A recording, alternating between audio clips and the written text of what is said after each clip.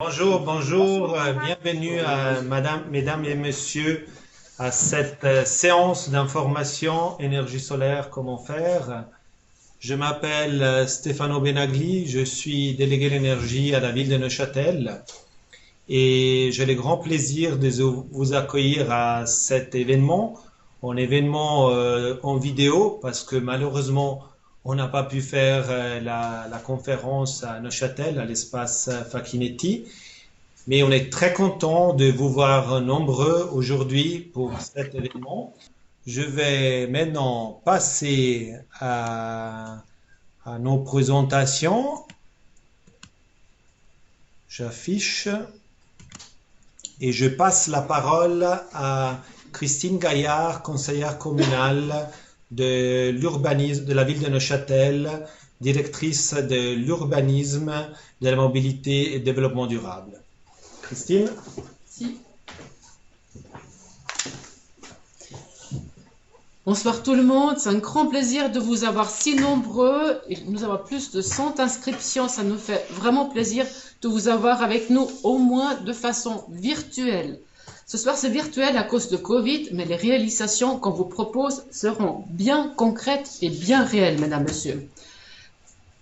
Je crois que je dois aussi bouger ça. Voilà. Vous voyez ici le plan de la séance. Donc d'abord l'accueil par moi-même. Ensuite, vous allez avoir une rencontre avec Raphaël Dangean qui est juste derrière moi, qui va vous faire une présentation. Ensuite, Stefano Benali, que vous avez déjà vu, va vous parler un peu des aspects économiques de l'investissement dans le solaire. Et nous allons donner ensuite la parole au professeur Genoux de la HES Valais qui va vous expliquer comment la ville vous entend faciliter l'installation d'une centrale solaire. Alors, nous sommes en période Covid pour la deuxième fois. Le Covid, on l'a vu déjà en mars, réduit bien la consommation d'énergie momentanément. Ça, c'est passager, c'est pas durable du tout. Le Covid n'a pas d'impact sur le changement climatique. Nous, avec notre action, on veut avoir un impact durable sur le changement climatique, c'est-à-dire améliorer notre bilan énergie. Nous devons absolument agir sur notre bilan énergétique. Il faut réduire le gaspillage, il faut améliorer l'efficacité de nos différents usages d'énergie et il faut produire davantage d'énergie renouvelable. C'est de ça qu'on va parler aujourd'hui. Voilà un premier graphique qui concerne la ville de Neuchâtel. Vous êtes tous propriétaires d'un immeuble sur la ville de Neuchâtel, donc regardons ce qui se passe.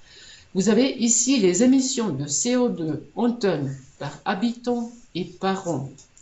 Vous avez les barres là qui sont composées de mobilité, ça c'est le bleu en bas, et vous voyez c'est une partie très très importante.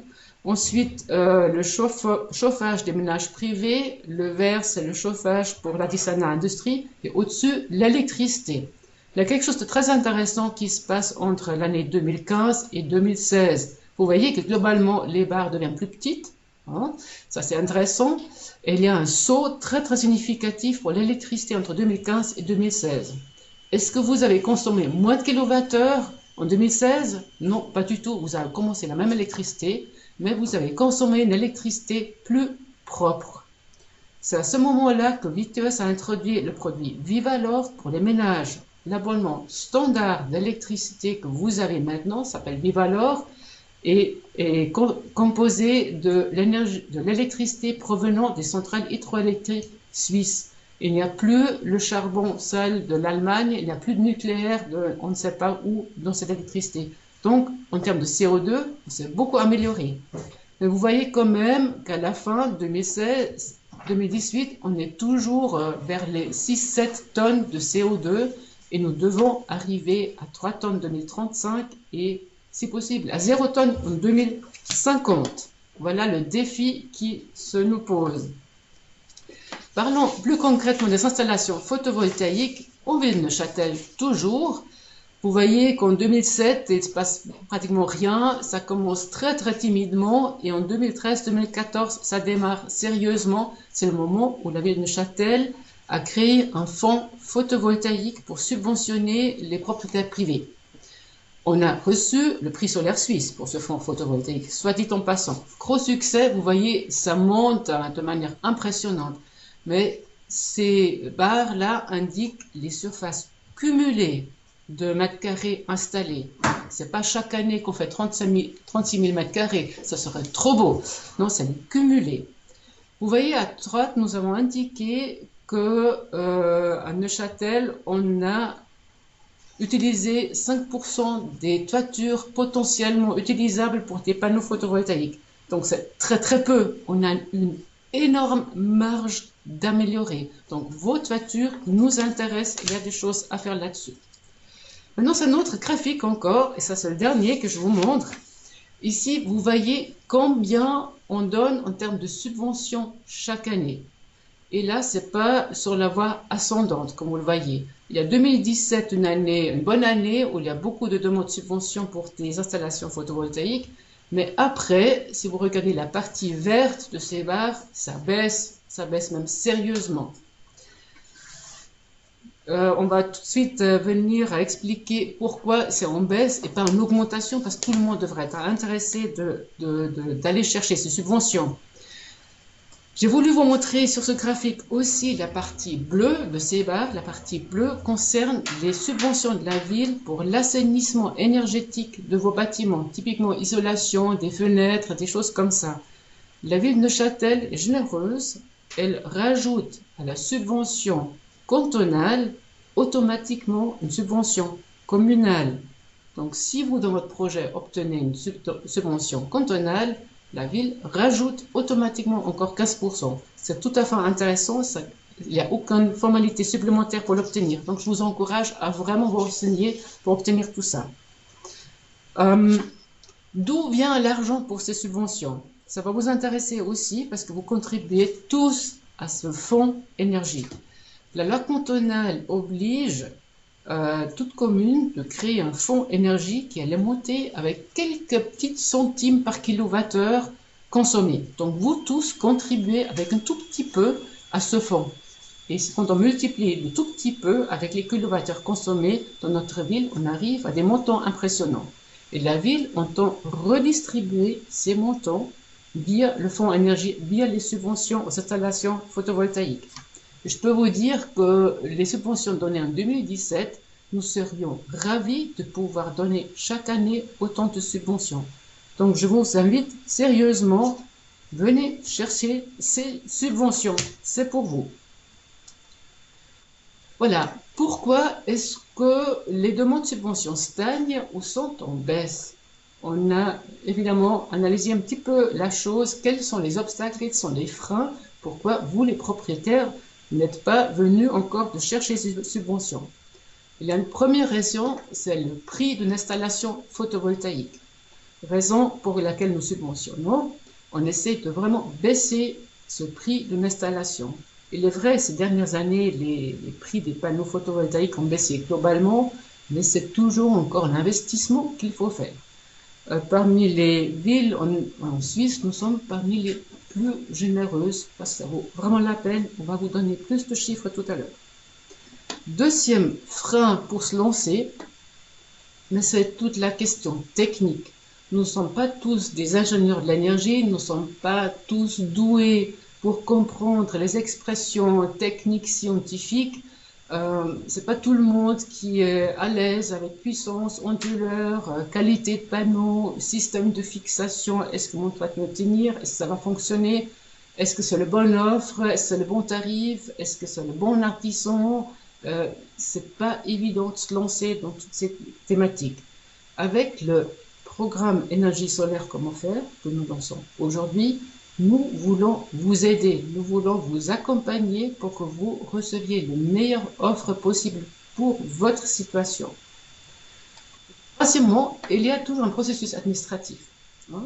Il faut demander une subvention, il faut remplir des formulaires, il y a un permis à demander, même un permis simplifié, mais quand même, il faut satisfaire des critères esthétiques, il faut demander des autorisations.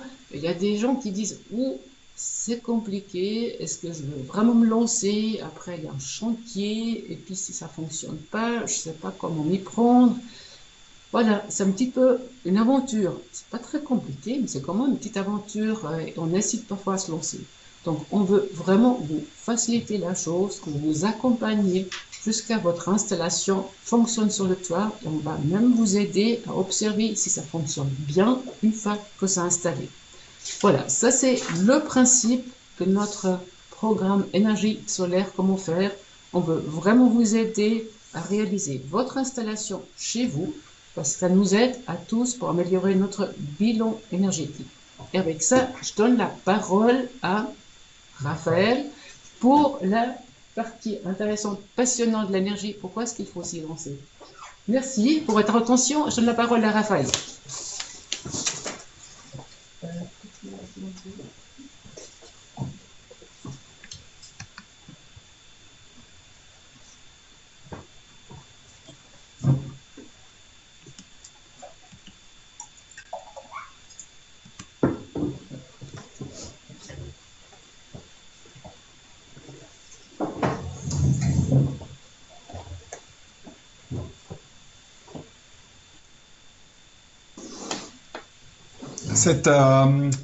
Cette voiture, c'est la première voiture qui a passé le mur des 100 km/h. Donc on est au 19e siècle. À l'époque, on pense que passer cette vitesse des 100 km/h, ça peut être dangereux pour la santé. Mais en fait, ce qui est incroyable dans cette histoire, c'est pas vraiment qu'on ait passé ces 100 km/h. Par contre, c'est le fait qu'on l'a fait avec une voiture électrique. La première fois qu'on a passé le mur des 100 km/h, c'était avec une voiture électrique. Elle s'appelait la Jamais Content. C'était un ingénieur belge qui a marié une Française et qui a développé cette voiture en France, à Paris, et qui a réussi cet exploit en 1899. Et ça, c'est le premier véhicule solaire de l'histoire. Il faut savoir que l'énergie solaire, le principe a été inventé au XVIIIe siècle par Edmond Becquerel.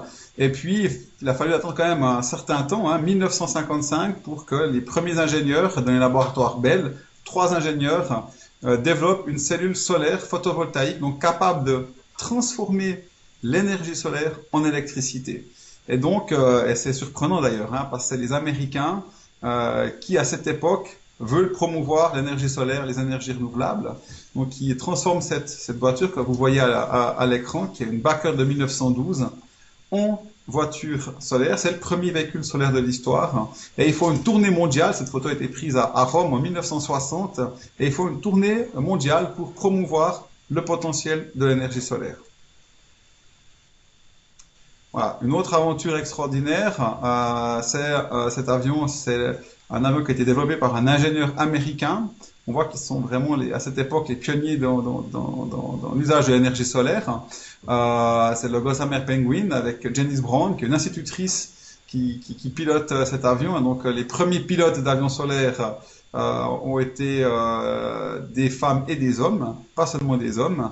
Et donc, c'est la première fois qu'on vole à l'énergie solaire. Là, on est dans les années 80. Et puis, une autre aventure incroyable, c'est dans l'histoire de l'humanité quand même, on a déjà roulé avec un véhicule sur une autre planète, qui a eu de la mobilité individuelle sur la Lune. Et puis, c'était pas avec une voiture à essence, impossible de faire fonctionner un moteur thermique. Sur la Lune, il n'y a pas d'oxygène. Les différences de température font qu'un moteur thermique ne pourrait pas fonctionner. Donc, la première fois qu'on a roulé sur la Lune, c'était en voiture électrique. Donc, on voit que ça fait très longtemps qu'on fait des choses assez extraordinaires avec l'énergie solaire, avec l'électricité. Voilà, ça, on se rapproche de chez nous, en Suisse. Cette fois que vous voyez là, c'est le Tour de Sol. Donc, c'est la première course de voiture solaire au monde, connue. En 1985, c'est la première étape, la première fois qu'on réalise une course en voiture solaire. Probablement la première fois qu'on réalise une compétition avec des véhicules solaires. Et c'est une course qui part de Ramanshorn à Zurich et qui va jusqu'à Genève et qui fait escale. Là, on est en 1987 à Neuchâtel. Donc, il y a 80 voitures solaires à Neuchâtel qui vont faire escale. Ici, il y a près de 100 000 personnes qui suivent ce périple qui va vraiment créer une espèce de vague non pas de voitures électriques, c'est une surprise, mais de voitures solaires. Il faut savoir qu'à la fin des années 90, il y avait à peu près 2500 voitures solaires et donc électriques en Suisse. Il y a eu 3 salons de la voiture électrique et solaire en Suisse. 2 fois à Berne et la dernière fois à la fin des années 90 à Bâle. Donc on voit vraiment qu'en Suisse, on est des pionniers et de la mobilité électrique, bien avant Tesla et Elon Musk, et de l'énergie solaire.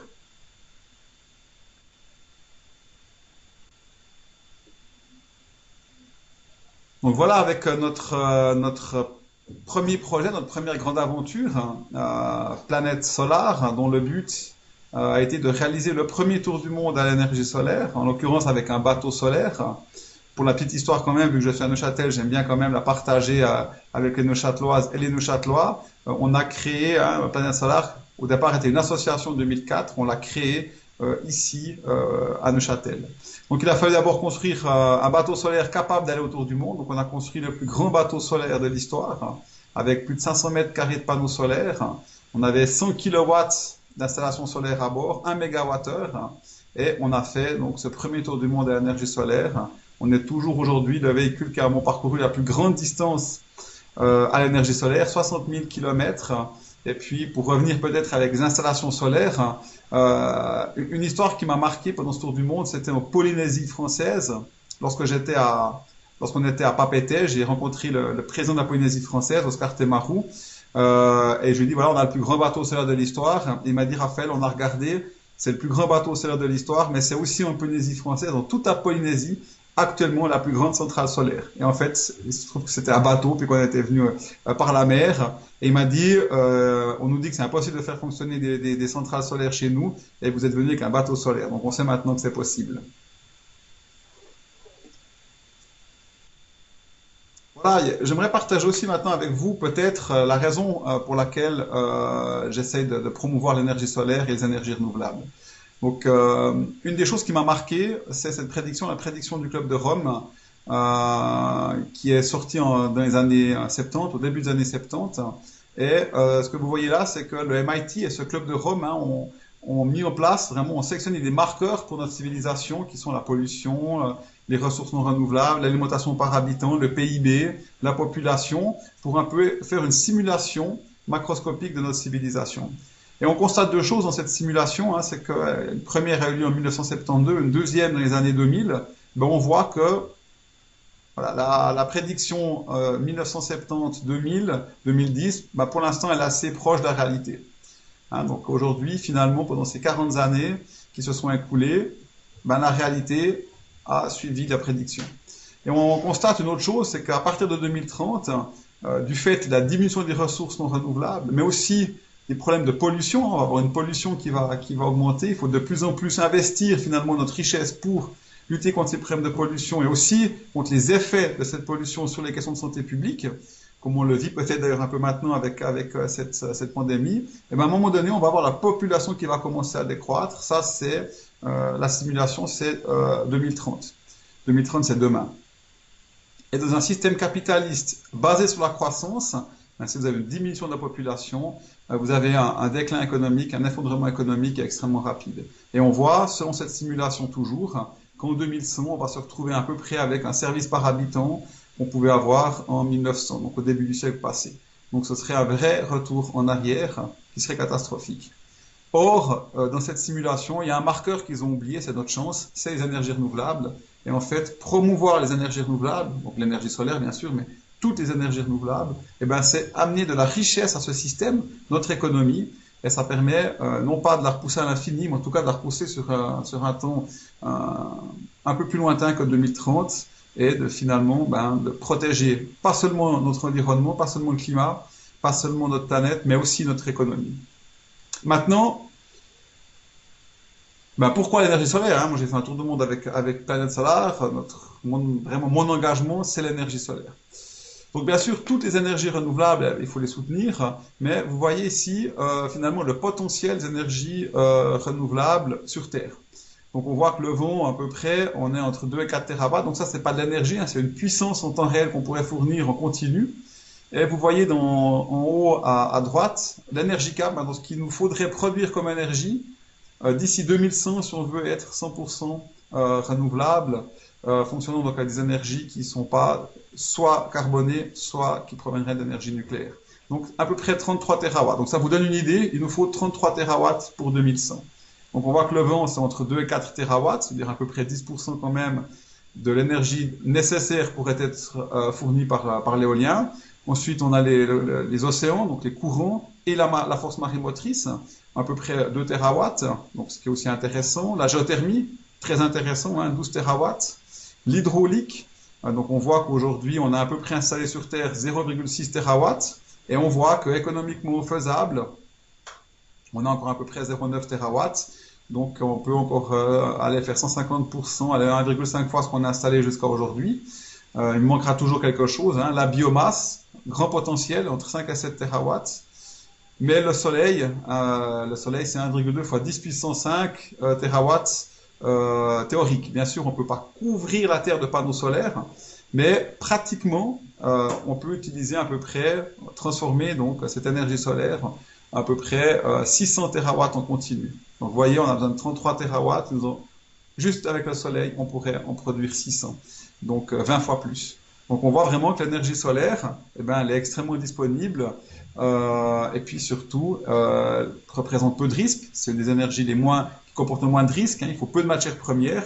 Et finalement, la dernière bonne nouvelle, c'est son prix. C'est l'énergie aujourd'hui la moins chère de l'histoire de l'humanité. Donc récemment, donc il y a un appel d'offres qui a été fait au Portugal et on voit qu'aujourd'hui, sur ce projet-là, bien particulier, qui est quand même un prix assez bas, on est à 11,14 € le mégawattheure, ce qui veut dire à peu près 1,5 centime, 1,4 centime par kilowattheure. Donc on va dire aujourd'hui, on est à moins de 2 centimes par kilowattheure pour des grandes centrales solaires. Donc c'est vraiment l'énergie la moins chère sur Terre, mais la moins chère de toute l'histoire de l'humanité, que ce soit le gaz, le charbon, toutes les autres énergies sont plus chères que l'énergie solaire. Alors voilà, donc j'ai quand même envie de vous parler un peu de cette aventure qu'on a réalisée avec Planète Solar, ce tour du monde en bateau solaire.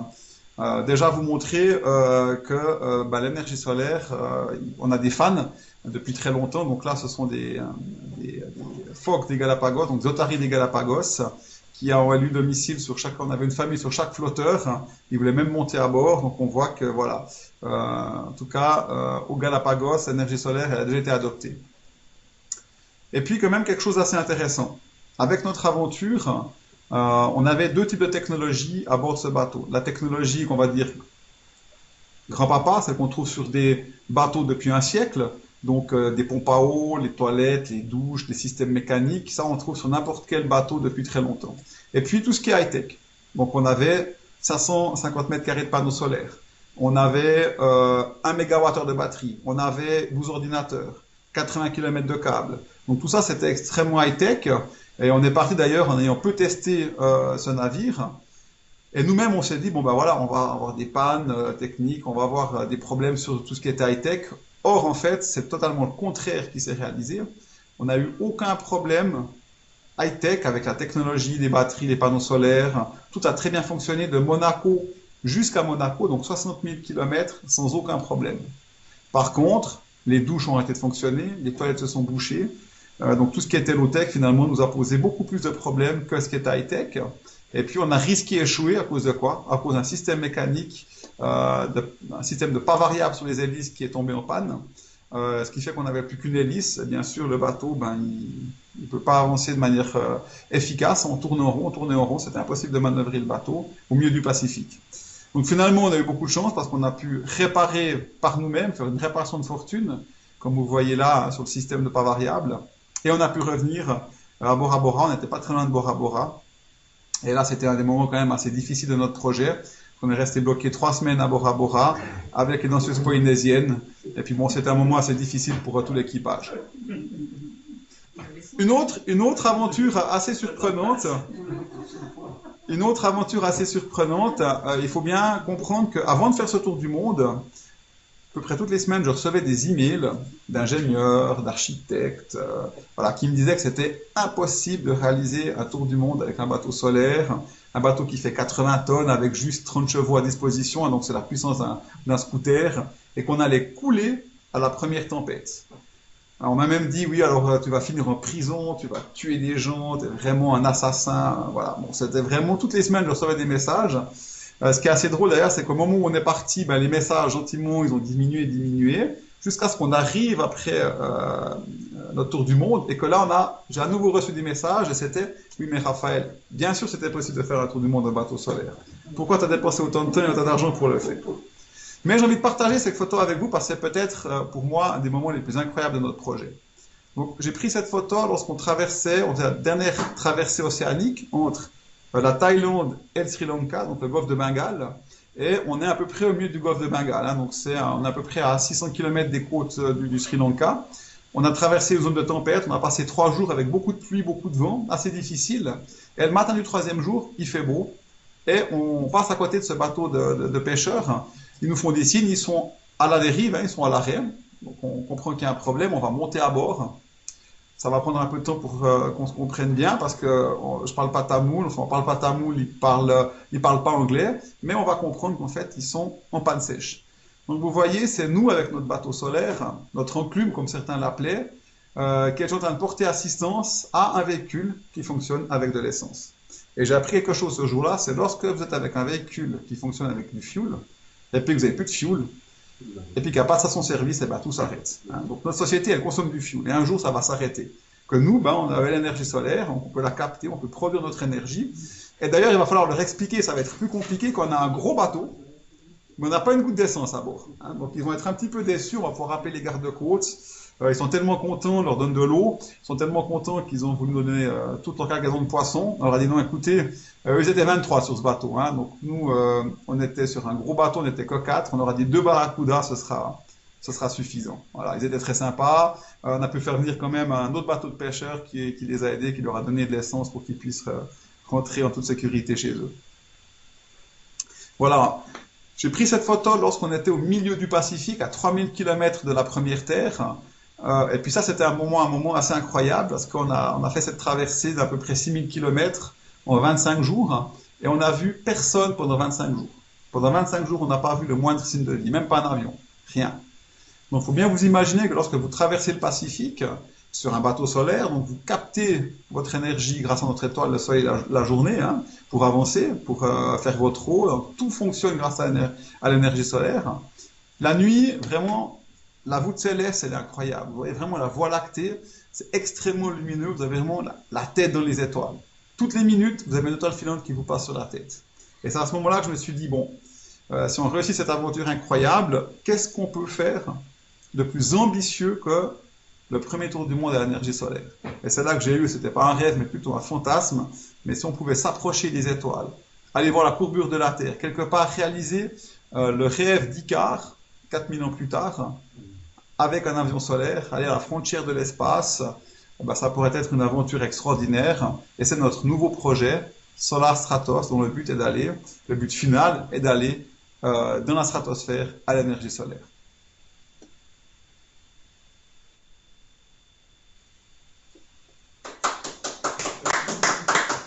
C'est pas terminé encore.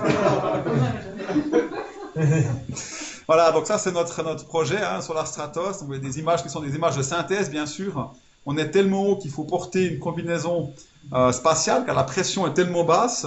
Je pense que tout le monde se souvient bien sûr de ces cours de physique à l'école, que la température d'émission d'un liquide dépend de la pression. Donc plus elle est basse et plus la température baisse. Donc là on va tellement haut qu'en fait mon sang se mettrait à bouillir à 37 degrés.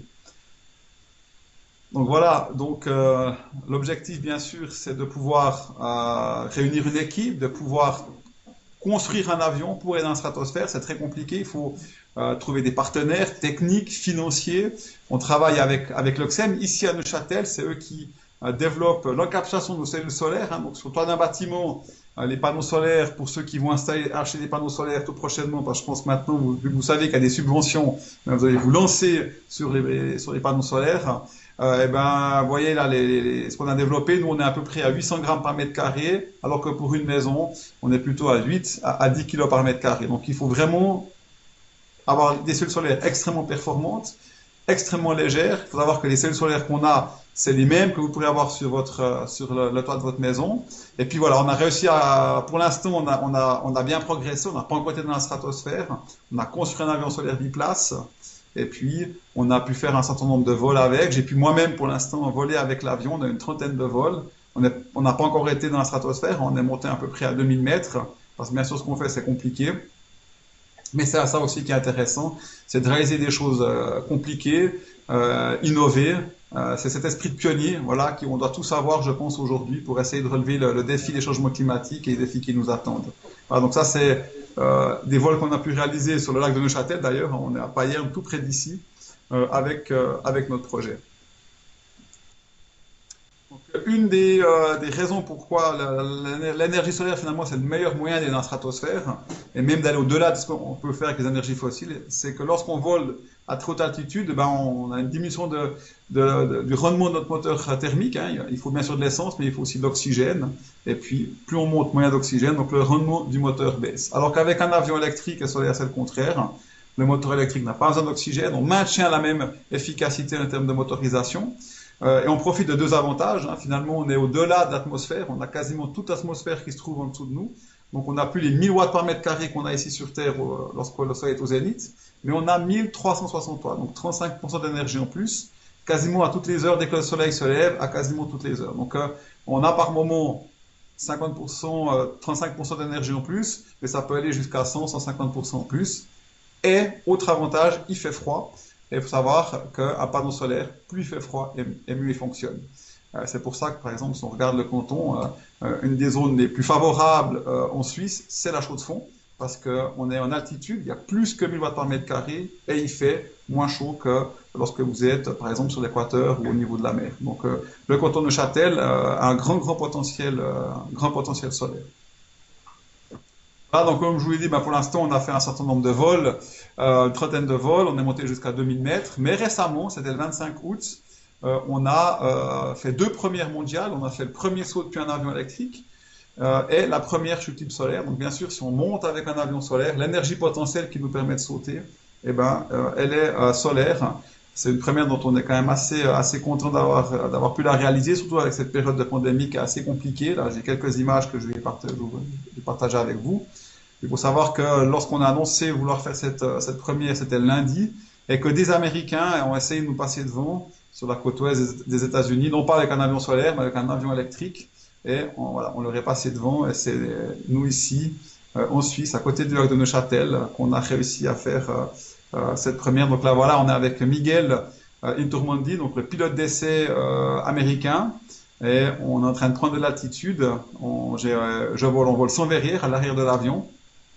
Savoir que l'OFAC nous avait autorisé à faire ce vol, et il faut quand même les remercier parce que c'est un avion qui n'a pas encore fini ses vols de certification.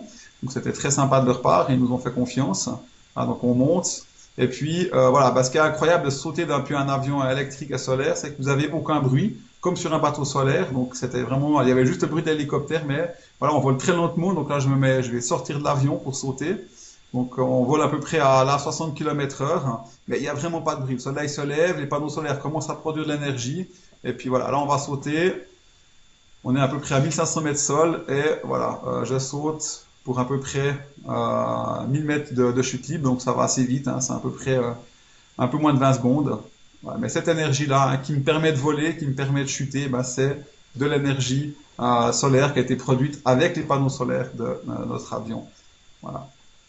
Voilà, donc là on a le parachute, c'est bien ouvert, ce qui est quand même plutôt une bonne nouvelle. On pose. Et puis bon, je bois peu d'alcool, mais on va quand même fêter ça avec un peu de champagne. Voilà, donc l'avion, pour que ce soit considéré comme un vrai saut, il faut que l'avion revienne, bien sûr, hein, sinon ça aurait été plutôt une évacuation de l'avion. Voilà. Et là, c'est l'habituelle douche au champagne. Voilà, et tout ça, on a pu le réaliser, je tiens quand même à le souligner, grâce à vous, hein, ce genre de projet, on ne peut pas le réussir sans des sponsors, sans des partenaires. La plupart de nos partenaires sont des partenaires privés, de sociétés privées qui nous soutiennent, des États-Unis jusqu'à la Russie. Mais il faut savoir que le canton de Neuchâtel, la ville de Neuchâtel, mais également la Confédération nous soutient. Donc ça veut aussi dire que c'est grâce à vous, grâce au soutien des habitants de la ville de Neuchâtel, qu'un projet comme le nôtre peut réussir, et je vous remercie vraiment de votre soutien. Donc moi, ce que j'aimerais vous dire, mesdames, messieurs, c'est qu'on est face à des grandes difficultés, bien sûr climatiques, aujourd'hui aussi cette question de pandémie, économique, Mais justement, je pense que cette nécessité de protéger le climat, d'arrêter de brûler ces 300 tonnes de produits fossiles par seconde, hein, 300 tonnes par seconde, eh ben, c'est une chance, c'est une opportunité de faire quelque chose différemment, surtout pour un pays comme nous en Suisse où on n'a pas de matières premières, de transformer nos maisons, qu'elles arrêtent de consommer de l'énergie mais qu'elles en produisent, de vivre avec la nature, d'utiliser ce que la nature nous met à disposition. C'est une opportunité, bien sûr, pour la planète, pour le climat, mais aussi du point de vue économique. Et puis finalement, penser aux générations futures. On avait la technique, on sait comment faire, c'est moins cher. Et ben les jeunes de demain se diront mais pourquoi ils l'ont pas fait? Donc on est aujourd'hui, c'est notre responsabilité à chacun d'entre nous de tout entreprendre pour essayer de changer. Et puis finalement les bâtiments c'est quelque chose d'extrêmement important dans cette transition énergétique. Et je suis certain qu'on va tous ensemble réussir à faire cette transition. Et je compte sur vous. Voilà, à très vite. Merci. Merci beaucoup.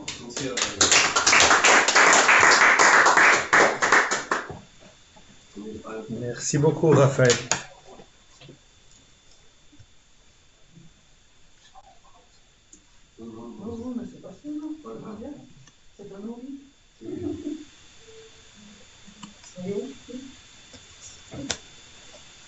Très bien. Maintenant, on va reprendre après ce très beau discours de Raphaël avec ses aventures dans le domaine de l'énergie solaire, que ce soit sur les océans ou en altitude. On a vu que l'énergie solaire n'est pas quelque chose qui était, disons, il y a 20 ou 30 ans, on pensait que c'était juste quelque chose qu'on pouvait utiliser dans des petites applications, que je pense par exemple à une calculette ou à des panneaux solaires qui, une fois, ils étaient très chers. Aujourd'hui, on voit qu'on peut naviguer dans les océans. Aujourd'hui, on voit aussi qu'on peut réaliser des avions solaires.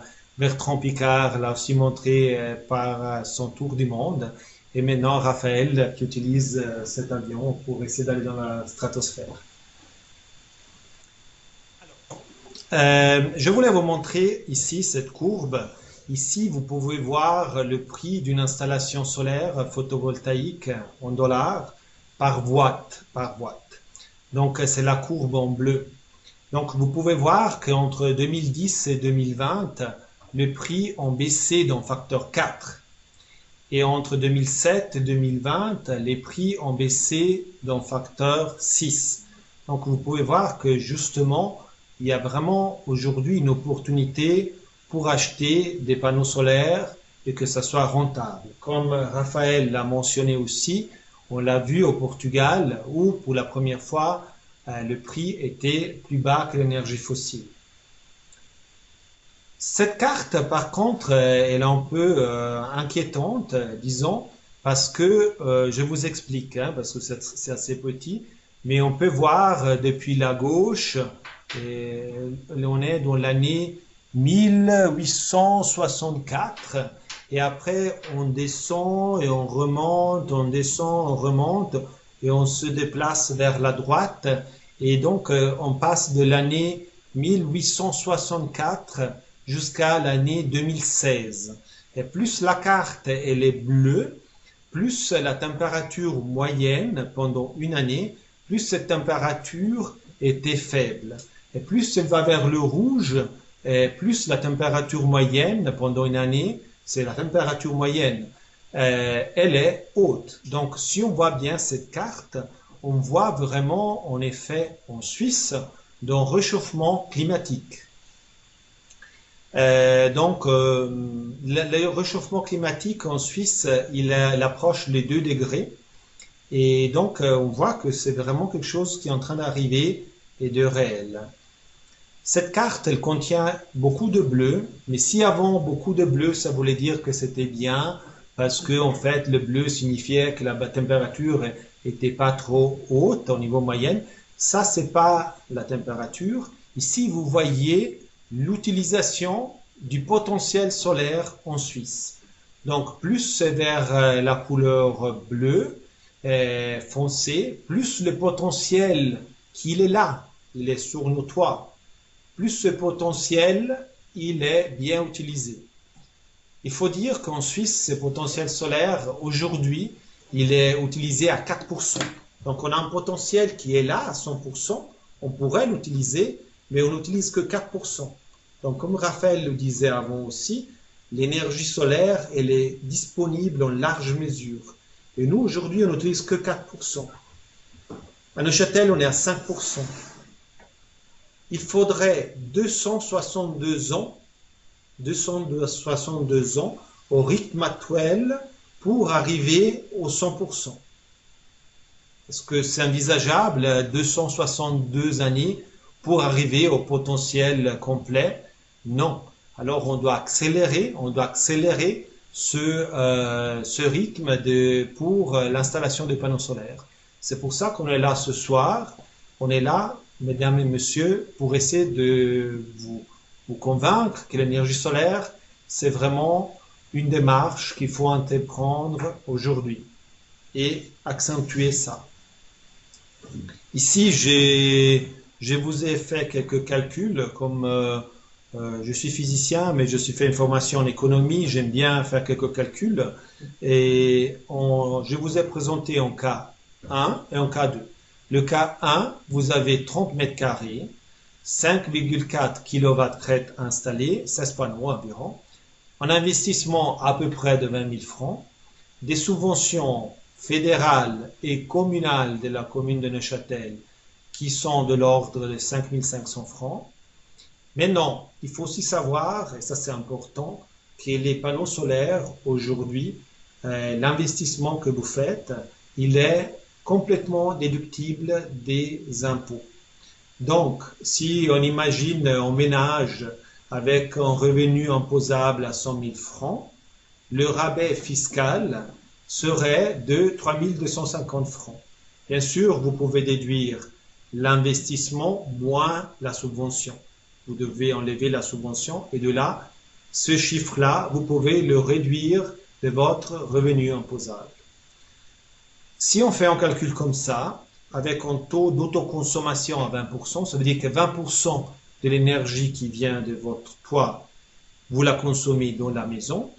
Alors, si vous arrivez à autoconsommer 20%, vous avez amorti votre investissement en 15 ans. C'est le cas 1. Maintenant, si on calcule sur 25 ans, avec quand même une certaine valeur résiduelle de l'installation, si vous mettez ces 20 000 francs, que finalement, si on déduit les subventions et si on déduit le rabais fiscal, c'est à peu près 10 000 francs.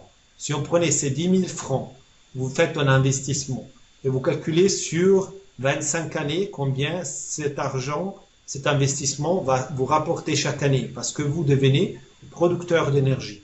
Donc d'un côté, vous payez moins sur votre facture d'électricité et vous gagnez de l'argent. Et de l'autre côté aussi, vous vendez de l'énergie aux distributeurs d'énergie. Si on calcule ça sur 25 ans, vous avez un taux de 2%. Donc vous avez mis 10 000 francs avec un taux d'intérêt de 2%.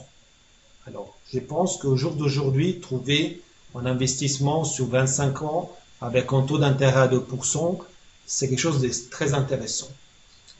Si on prend le cas numéro 2, quelqu'un qui a une toiture plus grande, disons environ 80 mètres carrés, là, sur ce toit-là, vous pourrez mettre 45 panneaux.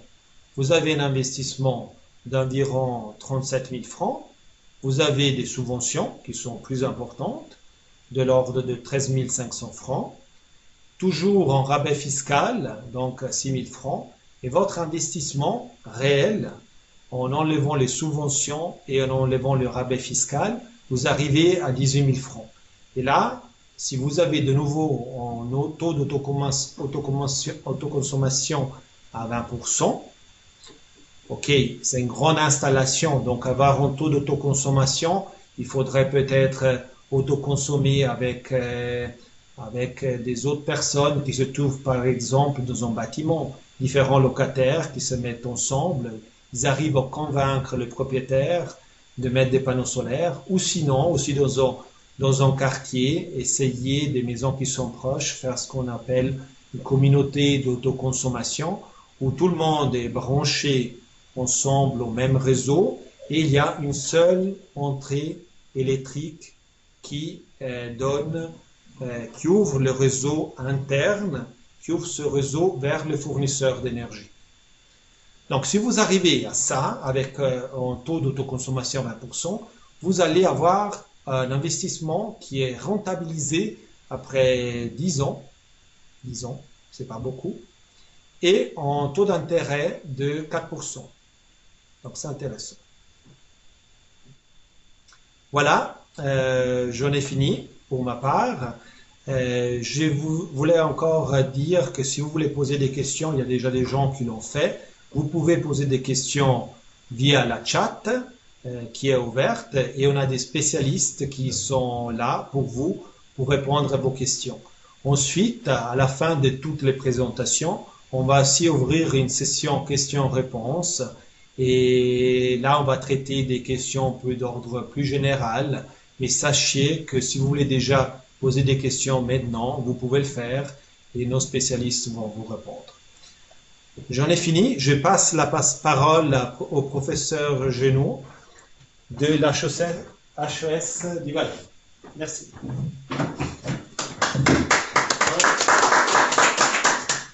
C'est tellement triste de ne pas vous voir.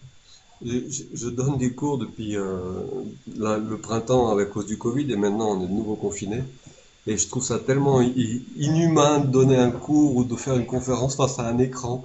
Donc voilà, que vous sachiez, on est de tout cœur, on aimerait tellement que vous soyez là. Donc moi je vais vous parler un petit peu de Groupit et pourquoi en fait Groupit va vous aider.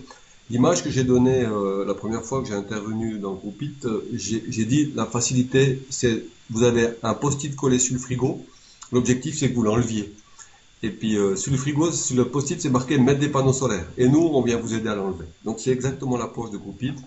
Avant, j'avais pas vu la présentation de Raphaël, donc c'est rigolo parce qu'on a repris la même approche.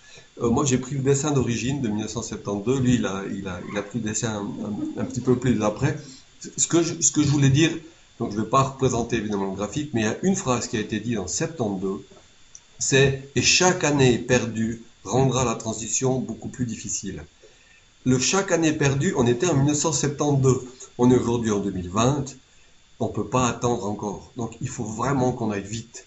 Et le vite, c'est en particulier mettre des panneaux solaires. Et le gros avantage, c'est ça. C'est que, alors, c'est à peu près le même dessin que Raphaël, mais d'une vision un petit peu différente. Si vous, le grand carré orange, c'est toute énergie qu'on reçoit par le soleil.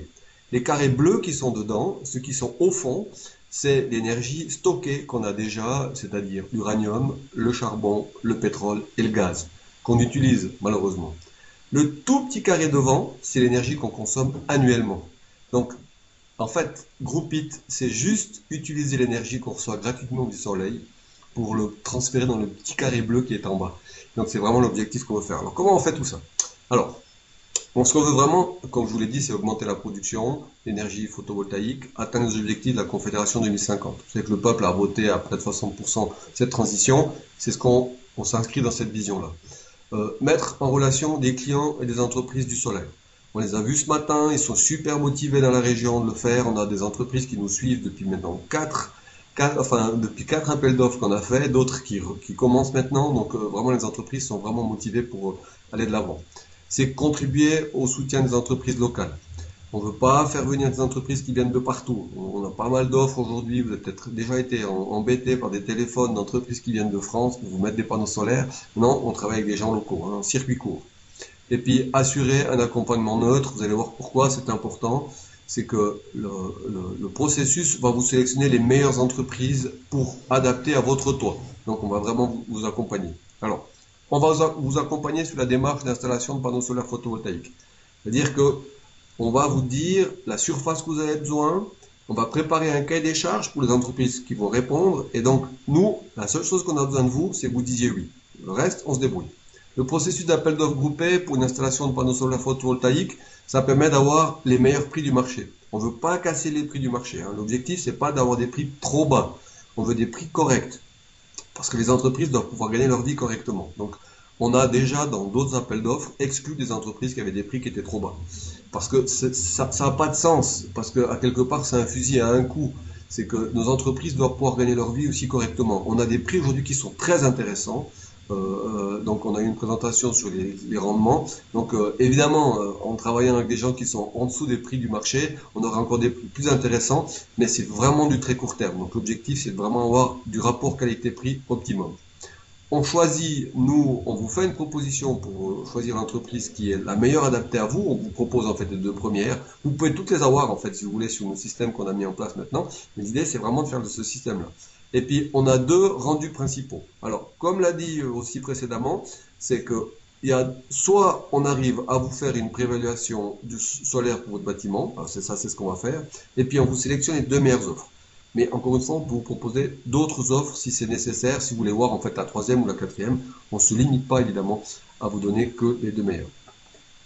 Alors, comment ça marche?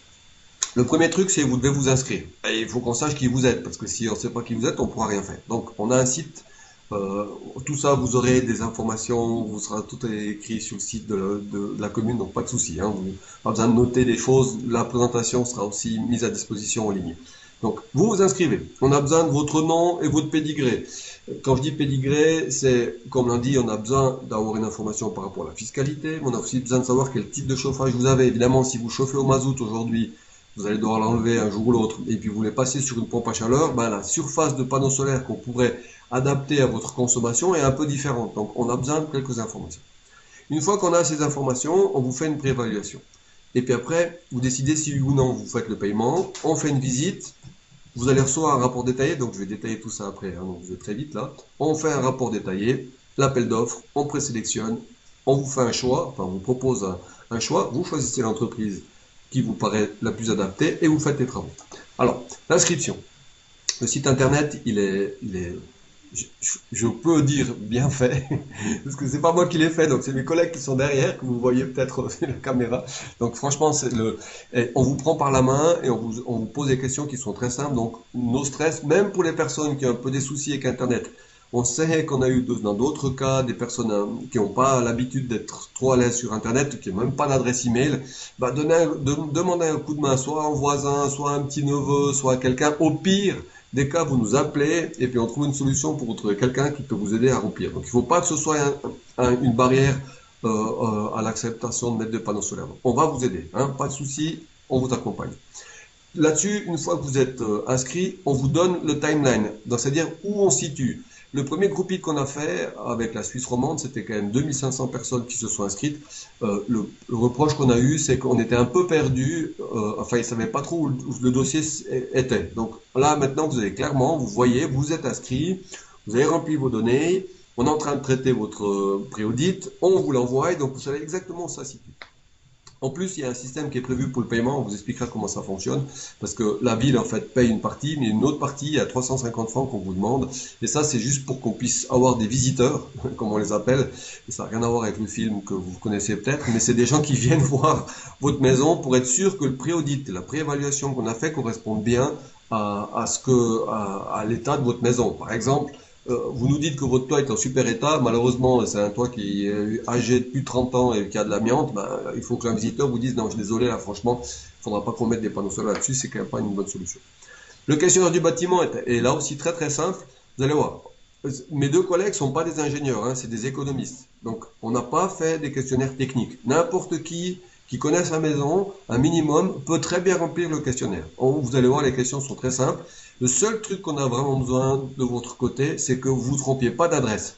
Parce qu'il y a pas mal de gens qui se sont trompés d'adresse. Donc vous allez cliquer sur le bon toit. Si vous trompez de toit et que vous prenez le toit du voisin, ça ne va pas marcher. Évidemment, il faut adapter votre dossier à votre maison réelle. Donc on vous suit et vous allez remplir le questionnaire, ce qui va vous permettre en fait de pouvoir nous donner des informations sur la préévaluation qu'on va faire. Le préévaluation. Vous allez recevoir en fait un rapport qui vous dit, qui reprend en fait des informations que vous avez données et qui fait un calcul de rentabilité, qui est un calcul de surface que vous auriez besoin. Et ce document-là, en fonction de ce que vous avez, il y a deux choix possibles. Soit vous avez adapté le panneau solaire à votre consommation, 4000 kWh par personne, par exemple, par maison, excusez-moi, et donc c'est la surface que vous avez besoin. Soit vous avez un super grand toit, c'est mon cas, Moi, j'ai mis 12 kW de puissance, c'est bien plus que ce que j'ai besoin, je consomme 2000 kW par année, j'ai bien plus d'énergie que je consomme, mais je veux mettre plus parce que mon toit, j'ai voulu tout l'équiper, j'ai commandé une voiture électrique, elle va arriver, je veux la charger, donc il y a plein de visions. Donc, ça, c'est vous qui choisissez. Variante 1, variante 2. Le rapport, il sera adapté. Le document de présentation est mis en ligne avec votre compte. Donc, quand vous inscrivez, on vous donne un login mot de passe pour aller voir le rapport et il vous donnera les informations nécessaires pour pouvoir prendre une décision. Si vous décidez d'arrêter, vous arrêtez là. Le processus, jusque-là, c'est la commune qui va prendre en charge. Donc, vous pouvez ne pas décider, enfin, vous pouvez décider de ne pas aller plus loin, de vous arrêter à cette étape-là. Donc, vous prenez aucun engagement avant la question numéro 3 en disant, est-ce que vous voulez continuer? Et si vous décidez de continuer, vous dites oui et vous payez 350 francs. À quoi ça sert? Alors, à défrayer la personne qui vient faire la visite. Alors, c'est pas des ingénieurs. C'est impossible d'arriver à équiper tous les toits de la Suisse si à chaque fois un ingénieur doit se déplacer. Donc, c'est des gens qu'on a formatés. C'est soit des personnes en fin de droit, du chômage, on a pris aussi des retraités ou bien des étudiants, et on leur a expliqué ce qu'il fallait exactement visiter dans votre maison. Donc, c'est pour défaire ces personnes. Assurer une gestion du dossier durant l'appel d'offres groupé, c'est compliqué. Je peux vous raconter la première appel d'offres qu'on a fait. On avait reçu 1 mètre cube de papier avec des offres dedans. C'était évidemment impossible de les traiter comme il faut avec efficacité. On a pris beaucoup de temps. Mais même qu'on a maintenant un processus complètement digitalisé, ça prend quand même du temps. Avec l'argent que vous nous donnez, on trie les meilleures offres pour être sûr que vous avez l'offre qui vous convient. Et puis, on intervient comme instance d'arbitrage en cas de litige. De mémoire, je ne sais pas s'il me corrigera mon collègue derrière, on a eu 5 cas litigieux à traiter sur maintenant les 400 toits qu'on a installés, un peu plus que 400 toits. Donc, s'il y a un pépin, que quelqu'un vous a pas fait du travail correctement, malgré le fait qu'on a choisi la bonne entreprise pour faire le travail, et puis que l'entreprise était sérieuse, parce qu'on l'a évidemment testé, puis que vous avez l'impression que le toit, il n'est pas correct, ou bien qu'il y a un bruit, ou bien un truc qui correspond. On est là pour vous aider, pour aller voir sur place et puis faire un arbitrage, entre guillemets. On a chaque fois trouvé une solution avec les entreprises. Ça peut être des fois, on ne s'est pas bien compris, ou bien il arrive des fois où il y a des pépins. On a à chaque fois trouvé une solution. Donc on ne vous laisse pas seul avec l'installation. S'il y a un pépin, on est là pour vous accompagner. Donc les 350 francs servent aussi à cette partie-là. Après, une fois que vous avez payé, on vient faire la visite. Comme je vous ai dit, on va regarder l'état de la toiture, l'emplacement du tableau électrique, le chemin du câble qui descend du toit, la vérification de données et de préévaluation. Ça va durer entre 35 et 45 minutes. On vient pas regarder si c'est possible de mettre une pompe à chaleur. Hein. C'est pas notre mission à nous. On s'arrête uniquement aux panneaux solaires.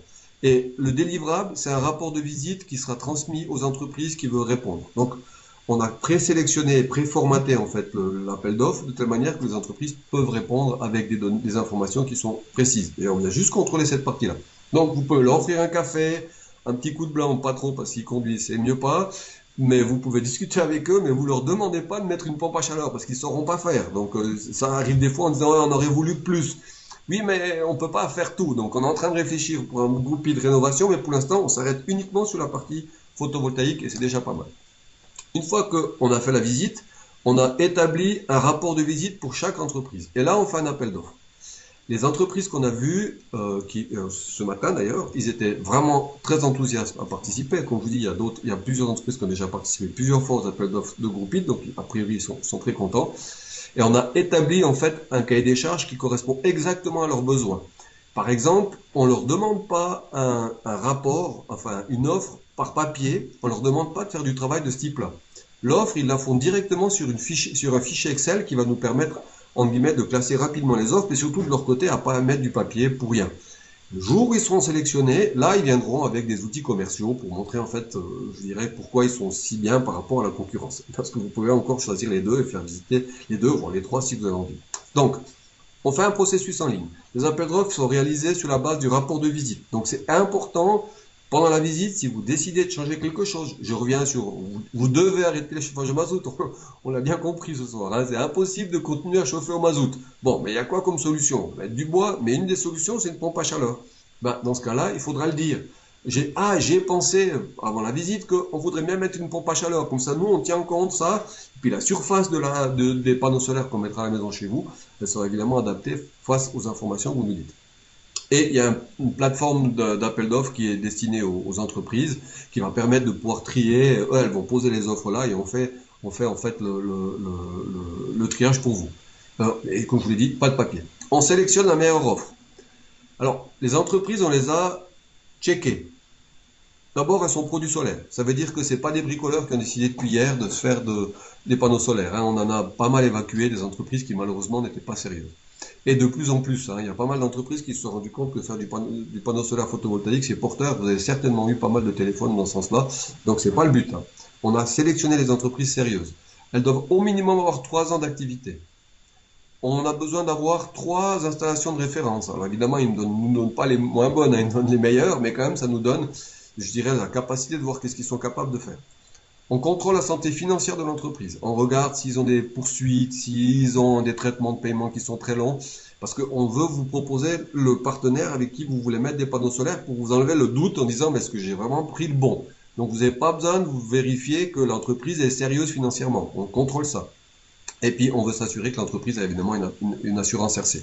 On vous donne les 2 meilleures offres. On choisit pour vous les 2 meilleures offres. Mais vous pouvez accéder aux autres si vous voulez, hein. Donc si vous savez qu'il y a quelqu'un de la région, c'est un ami, puis qu'il a répondu à Groupit pour votre dossier, puis vous voudrez quand même regarder sa proposition, évidemment on vous donnera la 3e ou la 4e offre si vous avez envie. On s'arrange pour qu'il y ait une proximité du soumissionnaire. Ce n'est pas le cas à la première offre qu'on a fait chez Groupit. On a des gens de la Chaux-de-Fonds qui sont venus faire des panneaux solaires là, à la commune de Saint-Martin en Valais. C'était super cool, hein. Mais on pense que c'est quand même pas très efficace. Il vaut mieux essayer de concentrer les gens qui font des travaux sur la région de chez vous. Donc celui qui répond de Genève pour l'appel d'offres de Neuchâtel, il sera pénalisé parce qu'il sera un peu plus loin. Sachant qu'on est en train de faire un appel d'offres sur la Clémanique, donc pas de doute, ils ont chacun en guillemets du travail. Donc proximité du soumissionnaire. Conformité de l'offre par rapport au rapport de visite, on s'assure qu'ils ont bien répondu par rapport à la puissance par exemple qu'on a imaginé, et puis on s'assure que les offres sont comparables. Parce que vous allez voir quand on va vous envoyer les offres, vous pouvez vraiment aller regarder les différents points. Donc vous pouvez vraiment juger, et tiens, pourquoi l'un est plus cher que l'autre.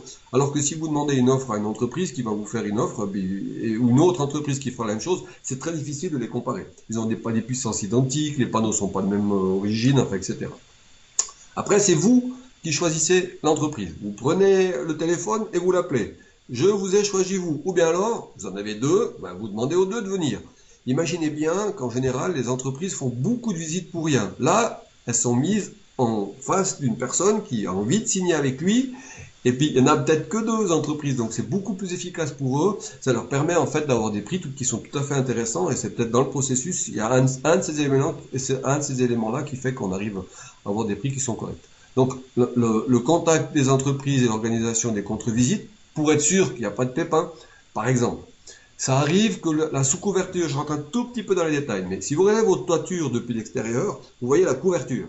Puis il y a un latage contre latage, et dessous, il y a une sous-couverture. Si la sous-couverture n'est pas adaptée aux panneaux solaires encastrés, ils ne pourront pas le poser encastré, ils devront le mettre en apparent. Ces genres de choses, nous, on ne démonte pas la toiture. Nos chômeurs en fin de droit ou nos retraités ou nos étudiants ne peuvent pas aller sur les toits, ils n'ont pas l'autorisation de le faire, donc évidemment, on ne va pas commencer à démonter la toiture. Donc il y a une contre-visite qui est faite par l'entreprise, et là, ça arrive, il y a un pourcentage très faible, mais ça arrive que l'entreprise dit, franchement, sur votre toit, moi je peux rien faire, désolé, le toit est trop pourri, ou bien il y a un problème de sous-couverture, je sais pas. Donc là, à ce moment-là, vous pouvez toujours dire, j'arrête à ce niveau-là. Et là, vous pouvez décider, j'arrête ou je continue. Si je continue, évidemment, je fais les travaux. En cas de litige, je reviens là-dessus, on s'occupe de vous aider. Ça veut dire qu'on a nommé une commission tripartite. Il y a en général nous, donc la HES, il y a les produits solaires, et puis il y a le ménage qui sera présent, et on écoute qu'est-ce qui s'est passé. En général, je peux vous dire, on a toujours trouvé des solutions. Je vous dis, je crois qu'il y a 5 cas qu'on a traités sur 400 toits équipés, donc, mais ça arrive des fois qu'on a un souci. Donc, on est là pour vous donner un coup de main. Encore une fois, on a suivi les dossiers. On contrôle les offres finales pour être sûr que l'offre que vous avez reçue à la fin, vous avez signée, correspond bien à celle que l'entreprise a répondu. Souvent, et ça, il faut profiter, vous avez pris d'autres options. Par exemple, vous voulez une borne de charge voiture électrique. Profitez, l'entreprise est en face de vous, elle peut vous proposer une borne de recharge électrique. Ou bien, vous voulez, il y a même des entreprises, il y a même des gens, qui ont dit, moi j'ai eu un super feeling avec l'entreprise, je lui ai fait mettre une pompe à chaleur parce que je voulais démonter mon chauffage au mazout. Voilà, là vous avez, donc nous on a besoin de savoir qu'est-ce que vous avez réellement signé. Et puis on vous demande l'accès à votre onduleur. pour vérifier si la puissance qui a été mise par l'entreprise correspond bien à celle que vous avez signée. Pour être sûr que ça marche comme il faut. Alors, ça arrive rarement que ça marche pas, mais sur le principe, pas qu'il y a un problème. Ça arrive des fois qu'ils ont mal raccordé un des panneaux solaires ou une série de panneaux solaires, puis tout d'un coup, vous avez signé pour 5 kW, puis il n'y en a que 3 qui arrivent. Donc voilà, nous, on contrôle et on vous dit, on fait ça 3 fois pour être sûr qu'il n'y a pas de souci et on vous dira si jamais il y a un pépin. Donc on vous demandera l'accès à votre login mot de passe pour accéder à votre onduleur pour vérifier cette partie. Alors, ce que nous faisons, on préévalue gratuitement la possibilité de mettre des panneaux solaires chez vous.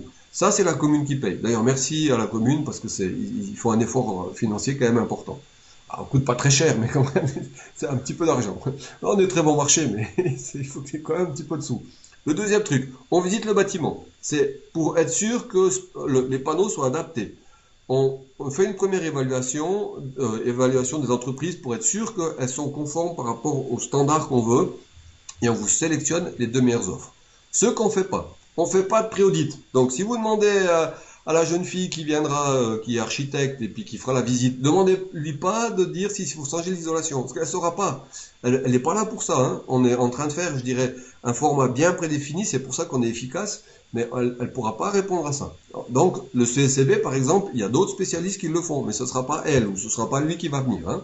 Vous pouvez l'amener visiter la chaufferie au mazout, mais elle n'aura pas d'avis là-dessus. Donc, ça ne sert à rien de lui faire la visite. Alors, encore une fois, un café, c'est une bonne idée, mais pas nécessairement d'aller visiter les sous-sols. Et puis, ce n'est pas nous qui allons vous proposer de choisir l'entreprise. On vous propose en tout cas 2 entreprises. On ne veut pas avoir, nous, la responsabilité de dire c'est celle-là avec laquelle vous travaillez. Recevez-les et puis vous déciderez après les avoir reçus. Donc c'est vous qui décidez. Alors, Group It, pourquoi? C'est un accompagnement dans la partie de panneaux solaires. Donc ça paraît compliqué, ça prend du temps et donc nous, on vient vous enlever le post-it. C'est exactement ce qu'on fait. Hein. On vulgarise les termes techniques. Vous allez voir, les rapports qu'on vous envoie, si vous mettez un tout petit peu dedans, vous pouvez ne pas vous y mettre. Hein, parce que si vous y êtes à toutes les étapes, vous n'aurez pas compris ce que vous aurez fait, mais vous aurez quand même des panneaux solaires sur le toit de votre maison. Hein, donc finalement, vous pouvez ne pas vous intéresser. Mais si vous voulez vous intéresser un tout petit peu au processus, on essaie de vulgariser au mieux pour que vous puissiez comprendre.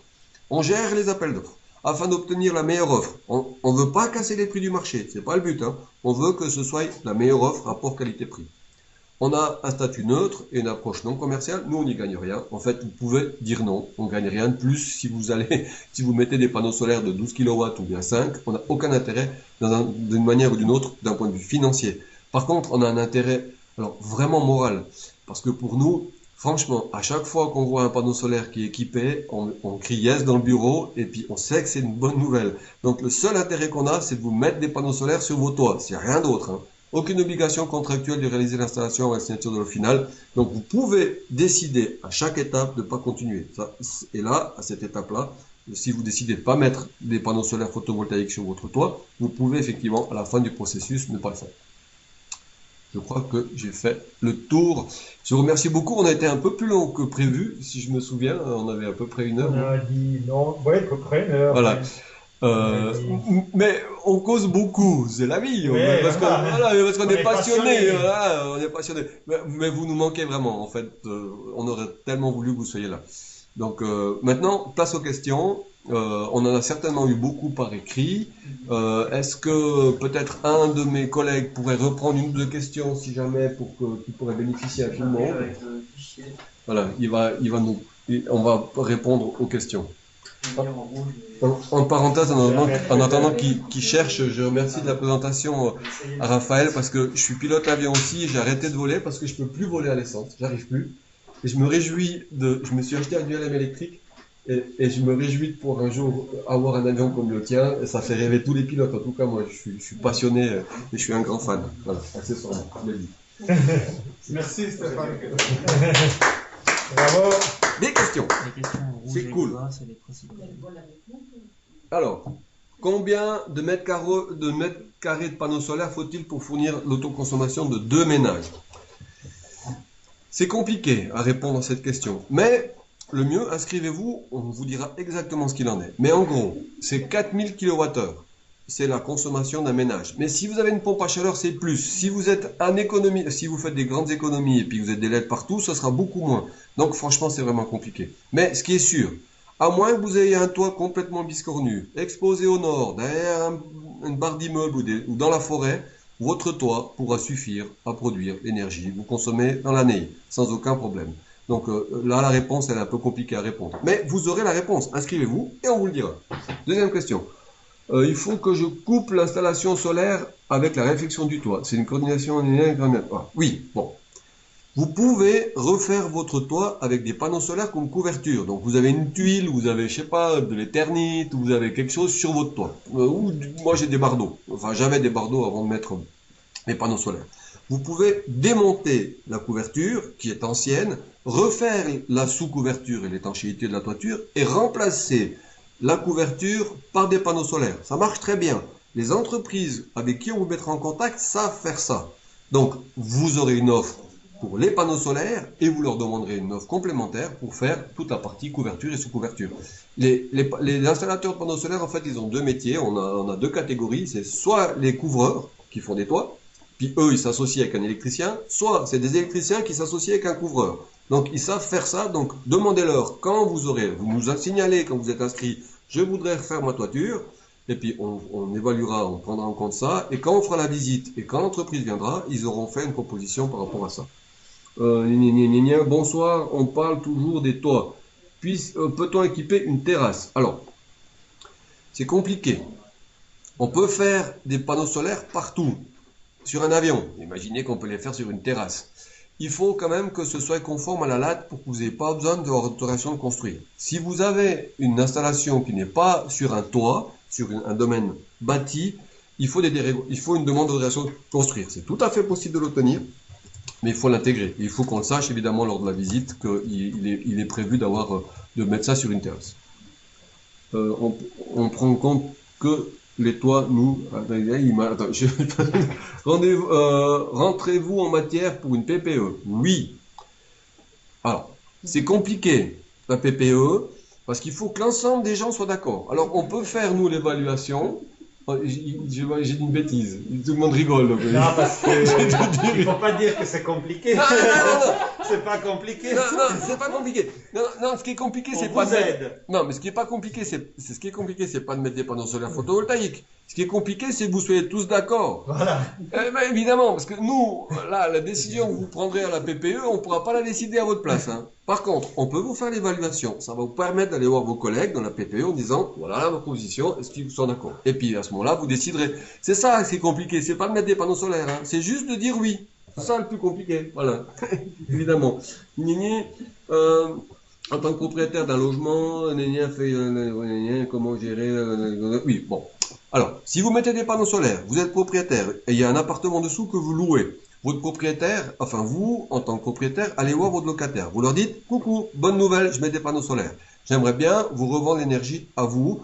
Faites-lui un petit rabais par rapport à ce qu'il paye aujourd'hui et il n'y a aucune raison qu'ils disent non. Donc, sans aucun problème, les panneaux solaires peuvent faire l'énergie pour un appart et un appart que vous louez dessous. Et puis évidemment, vous facturez en plus du loyer l'énergie que le locataire consomme. On vous aide, on pourrait vous aider avec ça. On vous aide aussi, évidemment. Il y a des offres tout à fait intéressantes des GRD locaux qui font même la facturation si vous voulez. Donc sans aucun problème, Exact. tout à fait possible. On vous appuie. Qu'en est-il des maisons situées dans une zone ancienne localité, soumises à la protection des sites? Bon. Je ne peux plus dire que c'est compliqué, donc je ne dis plus. D'accord, j'ai plus le droit de dire que c'est compliqué. Protection des sites. Bah, si vous êtes sur le château de Changin, ou bien le château que vous avez ici à Neuchâtel, ça va être compliqué, hein, parce que les bâtiments qui sont protégés en tant que patrimoine, c'est pas simple. Maintenant, si votre village n'est pas inscrit à la zone 1 de la protection des sites, il y a moyen de trouver des solutions au niveau architectural pour intégrer. Ah, pardon. Notre conseillère... On parle... Rebonsoir. Excusez, monsieur le professeur. Nous sommes en ville de Neuchâtel ici. En ville de Neuchâtel, cet été, le Conseil général a validé une modification de notre programme de subvention. Donc nous avons proposé d'augmenter la subvention de 5% pour les installations bien intégrées. Et le Conseil général a souhaité que même dans les bâtiments protégés, type tombe du bas, on mette des panneaux. Mais là, évidemment, c'est un projet très particulier où il faut travailler.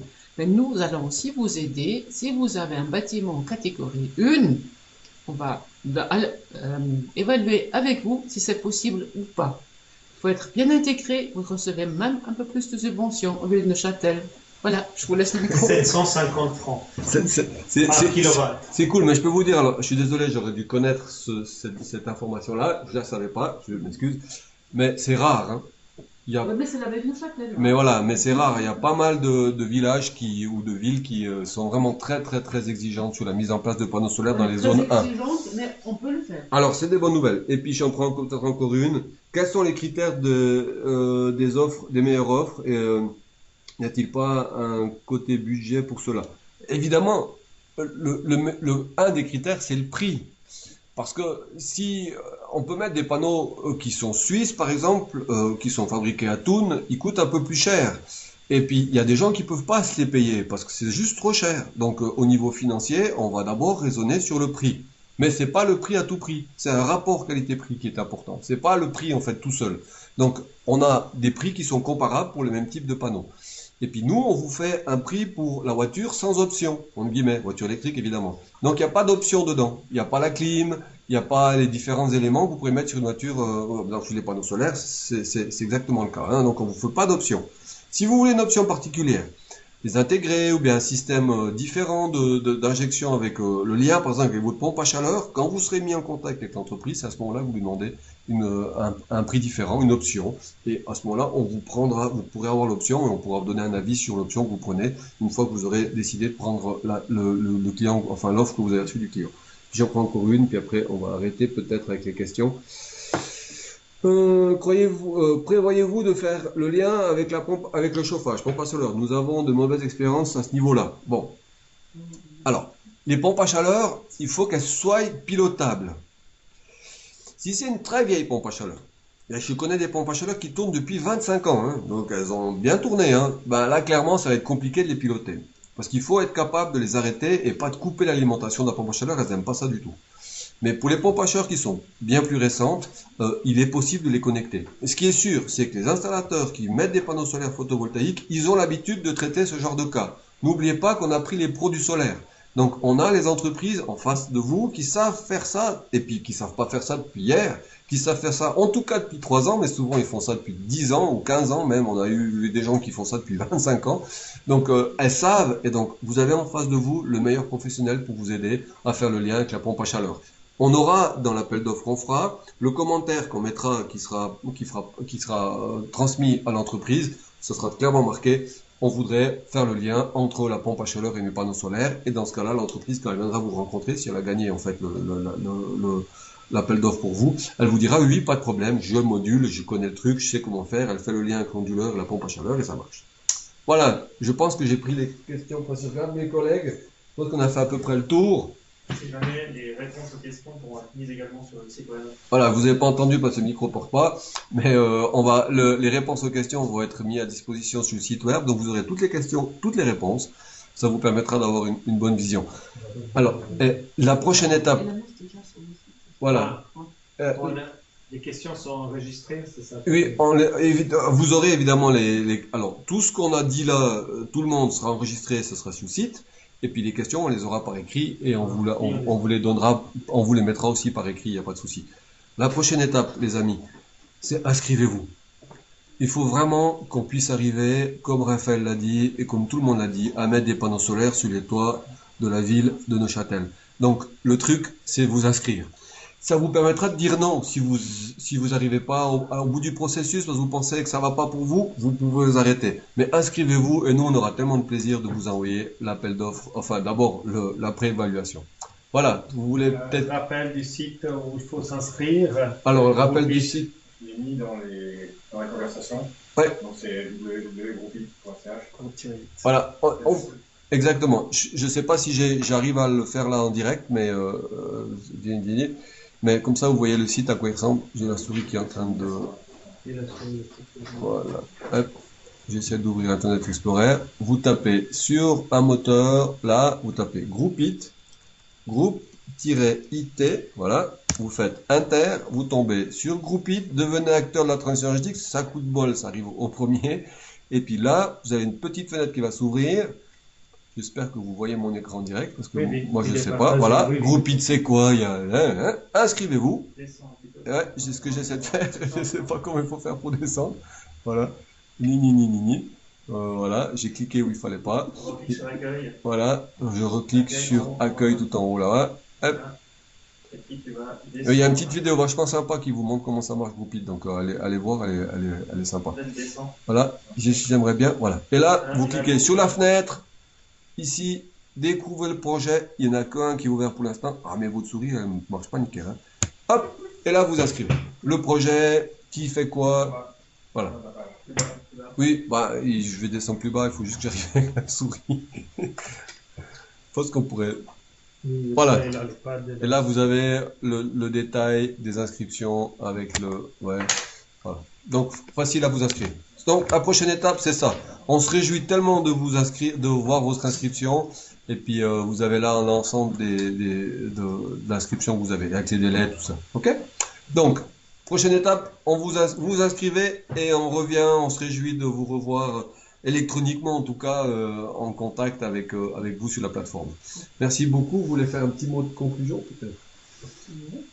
Oui, mais on va faire juste se mettre en photo, Raphaël, tu viens ici, avec les masques. Voilà, attendez, je vais chercher mon masque.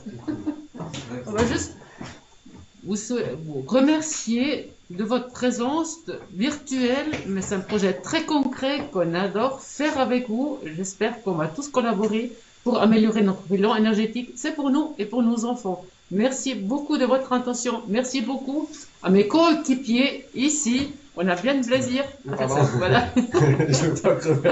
Avec les masques. Vous imaginez qu'on sourit. Voilà, ouais, bah, on Merci ne voit beaucoup. pas, mais on sourit beaucoup.